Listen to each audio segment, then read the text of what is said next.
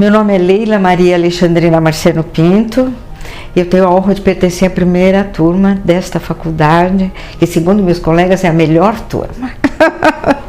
Já comemoramos nosso jubileu ano passado e conseguimos reunir 65 colegas, é uma turma muito unida, mas acho que a diversidade nos uniu, não é verdade? Mas vou voltar um pouquinho, resgatar um pouquinho lá atrás, por que eu escolhi fazer medicina? Eu não sei. Desde criança, eu nunca tive parentes, influências, nada, nenhuma de médicos. E eu dizia, eu vou ser médica. Mas desde criança, tipo assim, 6, 7 anos, eu dizia, eu vou ser médica. Eu vou ser médica. E nunca tive dúvidas a esse respeito.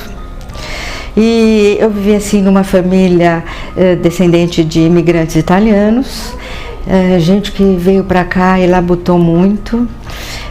Eu tenho assim que reverenciar muito minhas duas avós, que ficaram viúvas, cada uma delas com 11 filhos. Olha, veja que luta para realmente assim educar, passar valores, né, construir uma família. Então, duas mulheres assim a quem eu tenho muito respeito.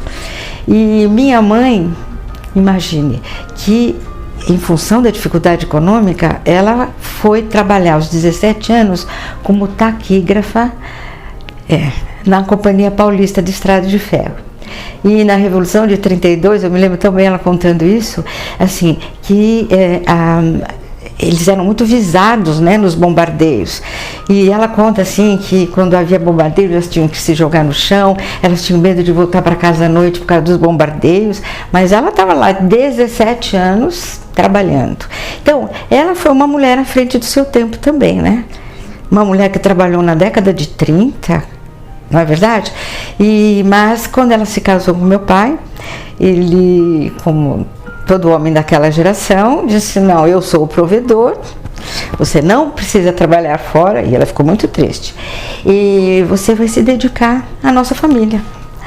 E eu sou muito grata a eles por uma coisa que eles me passaram e que eu passei para os meus filhos também.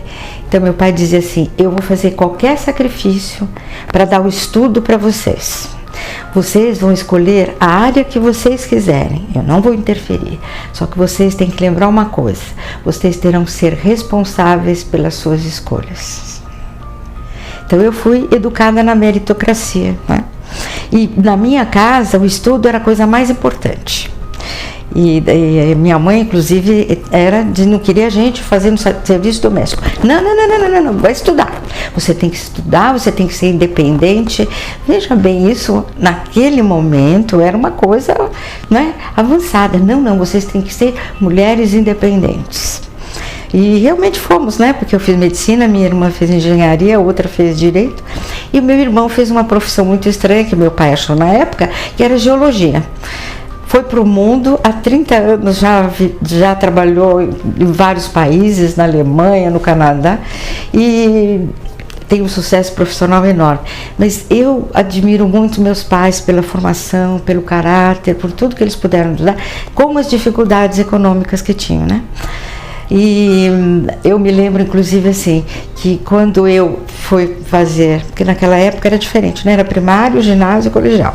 Quando eu fui fazer ginásio, eu mudei de escola, porque eu estudava numa escola de freiras. Adorava, achava tudo ótimo, tudo maravilhoso. A escola, para mim, é onde as coisas aconteciam, sempre foi assim.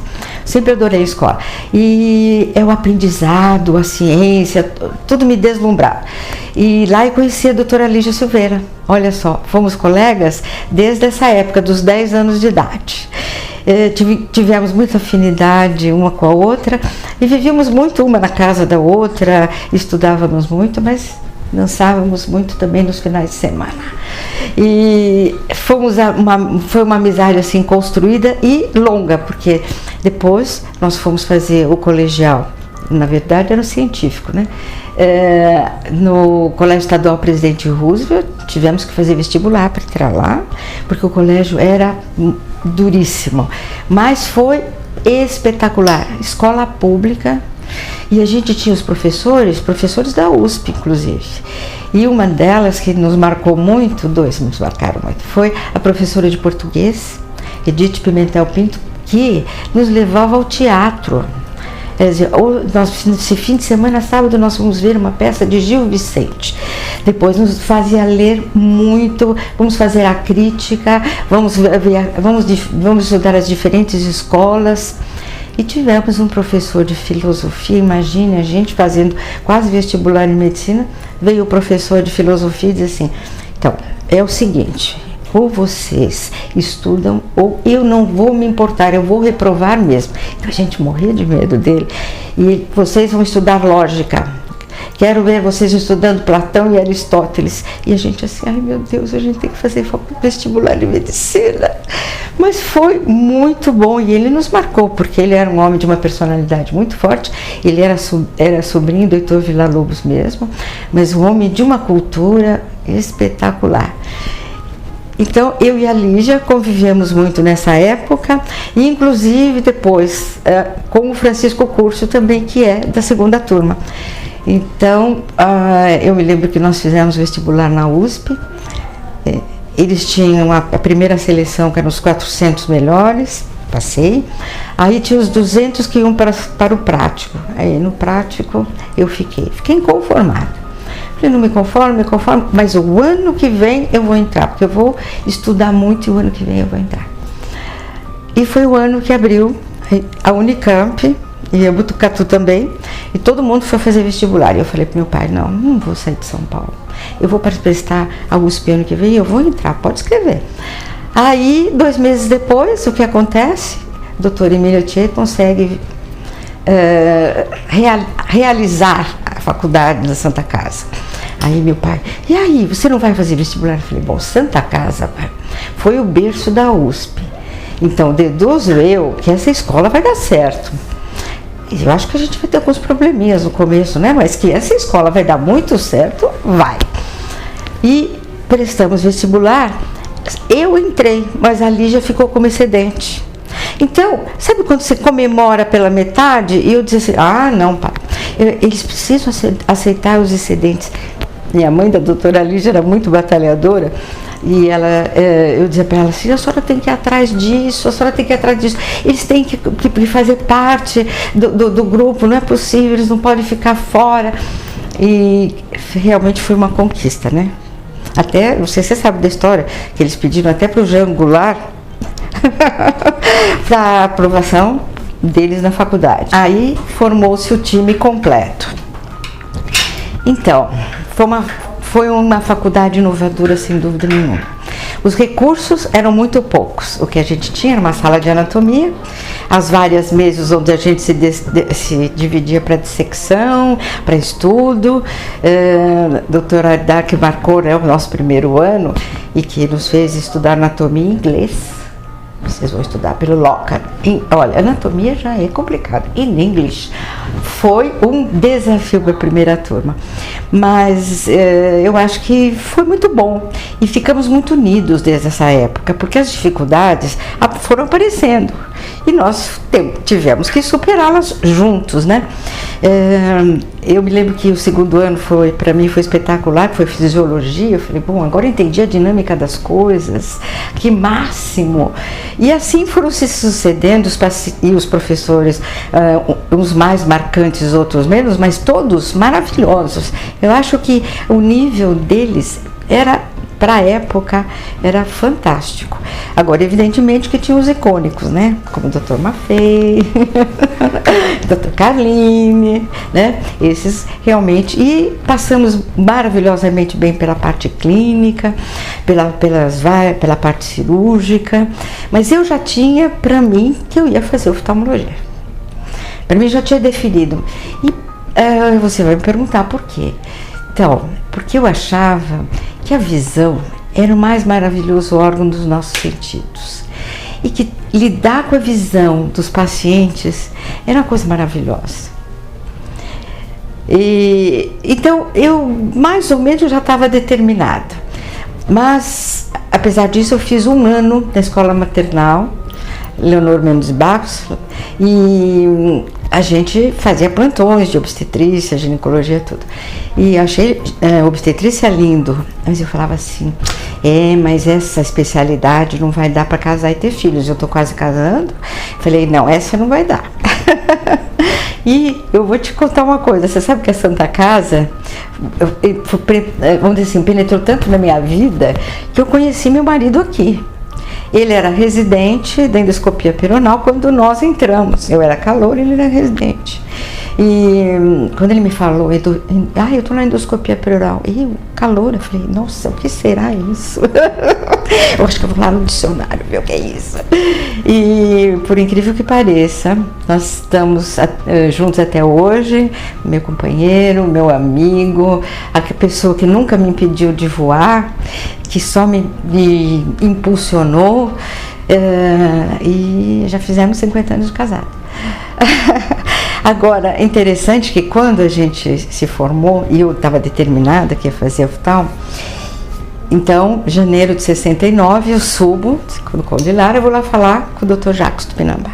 O Dr. Jacques era um homem enorme, e tinha umas mãos enormes, era uma pessoa que me dava medo até. Chego lá, Dr. Jacques, então é o seguinte, eu quero fazer oftalmologia. E ele assim, não posso lhe aceitar. E eu, mas Dr. Jacques, posso falar um pouquinho? Não, eu já disse, não posso lhe aceitar. Eu virei as costas e fui embora. Falei, mas não vou aceitar que ele me dispense assim. Eu vou voltar. Voltei. Dr. Jacques, é o seguinte, eu quero que o senhor me diga, por que é que o senhor não pode me aceitar? Ele falou, a senhora quer saber a verdade? Eu falei, mas claro, o senhor aceitou meus colegas, por que não a mim? Eu não tenho nenhum banheiro e nenhum vestiário para a senhora usar. Ficou claro? Eu virei para ele e falei, mas é isso? Eu falei, Dr. Jacques, eu vou usar o banheiro deles e vou usar o vestiário deles, se é o que nós temos, sem problemas. Ele ficou meio desarmado, né? Aí tinha uma irmã do lado dele que falou assim, Dr. Jacques, mulher neste serviço não vai dar certo. O senhor o senhor já sabe que não vai dar certo. Eu virei para ela e falei, irmã, eu tenho um marido e uma filha. A senhora acha que eu venho aqui para brincar ou para atrapalhar? Por favor. Aí um olhou para o outro falou assim, tipo assim, nós não vamos conseguir detê-la, né? E me aceitaram. Então, eu posso dizer que eu tenho a honra de ter sido a primeira mulher do Departamento de Oftalmologia da Santa Casa.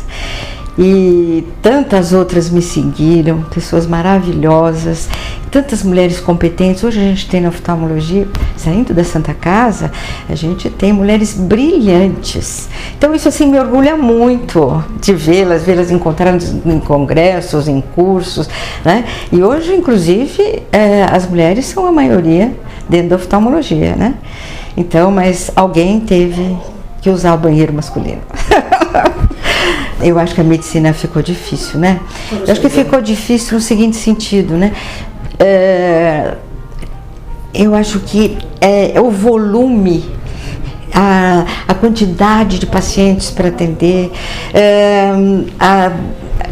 a tecnologia é maravilhosa, mas e onde fica a parte humanística? É isso que me preocupa. Sabe, eu acho que porque o paciente precisa, o paciente é inseguro, o paciente tem medo, o paciente precisa de um acolhimento, né? E digo, será que dá tempo de fazer acolhimento? Acho que não. Então, essa parte da medicina, do volume, do número de atendimentos, do número de procedimentos, né? Que me deixa um pouco triste, porque a coisa melhor que a gente tem em medicina é essa troca, né? Essa troca médico-paciente, essa coisa maravilhosa que a gente pode dar a eles, mas que a gente recebe de volta, né? E essa relação humana, eu acho que isso, não sei como é que vai ser trabalhado, mas acho que faz falta. Mas acho maravilhoso, por outro lado, a tecnologia. A minha especialidade é altamente tecnológica, né? Eu digo assim, que maravilha a gente viver nesse momento da medicina do ponto de vista tecnológico, dos recursos que a gente tem, dos procedimentos minimamente invasivos, das pesquisas de novas tecnologias. Acho isso tudo fantástico. Só me pega um pouquinho a história do humanismo, né? Que eu acho muito importante. Mas eu vou continuar um pouquinho a minha história. Então, fui lá e realmente insisti e consegui ser aceita no serviço. O Só que veja bem, Oscar, o meu marido, que já era um otorrino conceituado, o nome dele é José Antônio Pinto, é um ícone do otorrino, ele estava mais novo, colegas, construindo o Hospital Ibirapuera, que ia inaugurar naquele ano. Então as pessoas me diziam: nossa, mas não é mais fácil você fazer otorrino? Eu dizia: mais fácil mas o meu coração pede oftalmo, não tem jeito, eu quero fazer oftalmo e vou fazer oftalmo. Então acho que talvez eu tenha escolhido o caminho mais difícil, não é?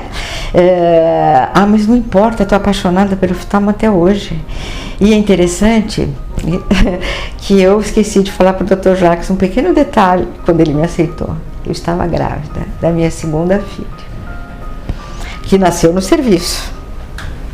E a minha terceira filha, que nasceu no serviço. Mas aí a coisa começou a ficar complicada. Porque com as crianças, embora eu tenha tido uma tia maravilhosa que veio morar comigo, que foi um anjo na nossa vida, mas eu tinha que dar assistência para as crianças. E eu já estava há 3 anos na Santa Casa. E eu tinha acabado de montar meu consultório. E aí eu falei: olha, eu vou ter que fazer a escolha de Sofia. Ou eu fico aqui e esqueço meu consultório, ou eu fico no meu consultório, onde eu vou ter mais flexibilidade de horários, flexibilidade para administrar minha vida com as crianças. E o que aconteceu? Eu tive que deixar a faculdade. Me doeu muito porque eu gostaria muito de ter ficado, mas eu entendi que eu não conseguiria cumprir todos os projetos, os horários, e, né, de uma disciplina organizada. Eu disse: eu preciso ter alguma coisa mais maleável. E foi assim que deu para eu andar com as crianças. Ainda tenho mais um filho. Aí cumpri meu ciclo, né? E aí eram cursos, congressos, que era o que dava para eu fazer. Em 1998 eu fiz uma extensão de plástico ocular aqui, então eu fiquei 1 ano na Santa Casa, matei a saudade. Foi muito bom. E logo em seguida, em 99, eu fui convidada pelo Dr. Márcio Pérez, lá do Banco de Olhos de Sorocaba, a fazer parte do curso do corpo clínico. A princípio eu falei: trabalhar em Sorocaba? Meu Deus! Mas olha, foi espetacular, porque o hospital é maravilhoso, é uma referência hoje no Brasil inteiro. No ano passado foram mais de 3.000 transplantes de córneas feitos dentro do hospital. A gente recebe pacientes do Brasil inteiro e o hospital tem aquilo que a Santa Casa me deu: valores, ética, relacionamento com os pacientes. Então eu achei a inclusão, hoje o hospital fala muito em inclusão. Então eu achei que eu levei para lá o que eu tinha aprendido aqui na Santa Casa, não só do ponto de vista médico, mas também do ponto de vista humano, né? E nesses 20 anos que eu estou lá, acabei fazendo muitos pacientes. Eu tenho um paciente que veio me procurar uns 3 semanas atrás. Hoje ele tem 23 anos, mas comecei a tratar dele quando ele tinha 10 anos. Ele tinha uma alergia ocular, ele entrava no consultório já assim. Uma alergia ocular difícil de tratar, dificílima. Por quê? Porque eles eram de sítio, moravam numa casa de madeira. Você imagina, né? A quantidade de ácaros, umidade, tudo que tinha ali. Ou seja, eles eram sitiantes. E essa criança foi difícil de tratar, porque não conseguia tirar, né, desse habitat dela. Mas aos poucos a gente foi adaptando o lente de contato, fez um ceratocone importante. E a mãe preocupada, porque ele perdia aula. Ai, doutor, ele perdeu aula essa semana. Não, eu dizia assim: não, calma, a gente vai conseguir domar essa alergia, calma. Bom, ele fica adolescente e tudo melhora. Aí ele veio um dia para mim e falou: doutora, eu vou prestar vestibular, eu vou fazer agronomia. E o João, que maravilha! Veio no ano seguinte, então, entrei a vareta fazendo agronomia. Falei: que espetáculo, João, fico muito feliz por você. E a mãe, felicíssima, né? E acompanhei o curso dele. O ano passado ele falou: me formei. Falei: parabéns, assim, fiquei tão feliz por ele. E agora ele voltou e eu fiz uma brincadeira com ele assim: João, o que você inventou lá no sítio do seu pai? Ele virou para mim e falou: doutora, você quer ver? Eu plantei café. Não é muito, são 6 alqueires, mas eu plantei café. Você quer ver o meu café? Pegou, me mostrou o vídeo do cafezal. Todo florido. A coisa mais linda, Oscar. Eu chorei. Porque assim, eu faço parte da história da vida desse rapaz, certo? E ele assim, numa alegria: não tá lindo o meu café? Não tá lindo o meu café? Então eu digo, essa coisa, essa troca, né? É uma troca maravilhosa que a gente tem na medicina, a oportunidade, né, de poder participar da vida das pessoas e assim, o apoio que a gente pode dar para elas, né? Porque lá a gente recebe muito pacientes ceratocone que são, em geral, adolescentes. As famílias já chegam arrasadas. E assim: doutora, meu filho vai ficar cego. Eu falei: não, calma, muita calma. Vamos ter que fazer todos os exames, vamos discutir o caso dele, vamos apresentar as opções que a gente tem de tratamento. Muita calma, a senhora está no melhor hospital para tratar disso. Mas os pais ficam muito inseguros. Em geral, esses jovens são muito tímidos, fogem da vida social, porque a visão é horrível, é péssima. E então, eles vão mal na escola. Então, você tem que resgatar a família, o paciente. Então, a gente acaba tendo um relacionamento com as famílias, né? E você tem que apoiá-los, porque realmente, assim, há casos muito graves que vão para transplante realmente, mas a gente muitas vezes tenta, né, outros recursos. Hoje a gente tem outros recursos para segurar a evolução do ceratocone, para adaptar lentes especiais, enfim, para levar esses pacientes o mais tempo possível sem necessitar de um transplante. Mas evidentemente que, se necessário, o hospital está lá, né, para isso. Mas é um trabalho muito lindo que a gente faz lá, Oscar.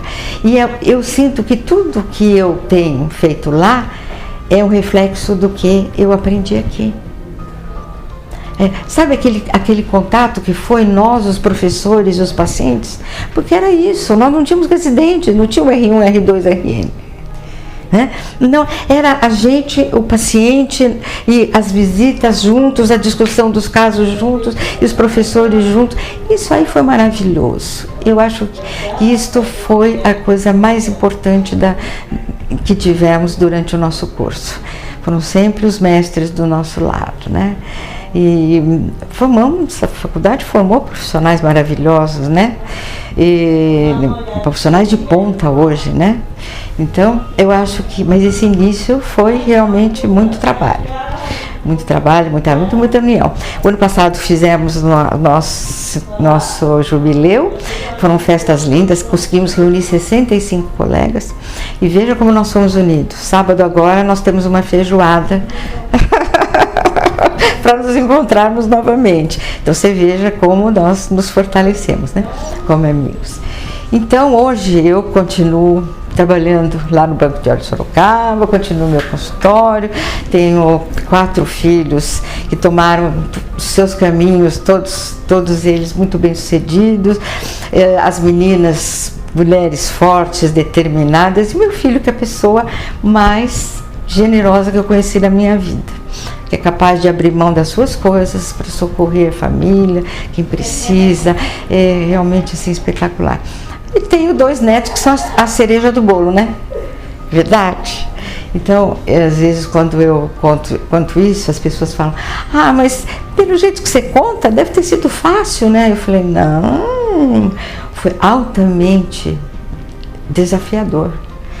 Eu falo, teve tsunamis, marolas e marolinhas, né? E eu sempre cito uma frase, eu gosto muito dessa frase, do Fernando Pessoa, que ele diz que tudo vale a pena quando a alma não é pequena. Então eu acho que é isso mesmo. Eu acho que a medicina tem que preencher a nossa alma. E é por isso que é difícil abrir mão dela. Então quando as pessoas falam assim: quando é que você vai se aposentar? Fala: ai, não tive tempo de pensar ainda. Como eu vou abrir mão de uma coisa que eu amo tanto? Muito difícil, não é? É verdade? E hoje a gente está com saúde, hoje a gente está com disposição, então hoje a gente pode até ser mais seletivo, escolher o que você quer fazer, o que você não quer, mas eu acho realmente assim que a gente não deve pôr este limite. É verdade? A gente tem que se reinventar, né? Porque aí tá aí, todo mundo, a palavra da moda. Vamos nos reinventar? Vamos nos reinventar. E uma das coisas assim que eu gostaria muito de me reinventar é com a inclusão. Eu acho assim que a gente tem hoje um processo de inclusão nesse país que é desafiador e que as escolas não estão preparadas, né? A medicina mesmo, para fazer até diagnóstico, é difícil. Hoje a gente vê quanto aumentou o número de casos de autismo, de outras patologias correlatas. Então, eu acho que é uma coisa que eu gostaria de desenvolver também, é o envolvimento com a inclusão. Eu queria fazer um agradecimento à Santa Casa por tudo que me deu nesses anos que a gente esteve aí. Quero agradecer aos nossos professores pela dedicação, pela dificuldade que foi para eles também terem que se adaptar a uma situação absolutamente nova, né? E quero agradecer aos meus colegas por tudo que a gente construiu juntos, e finalmente quero agradecer aos pacientes, que são eles o motivo, né, primeiro das nossas escolhas profissionais.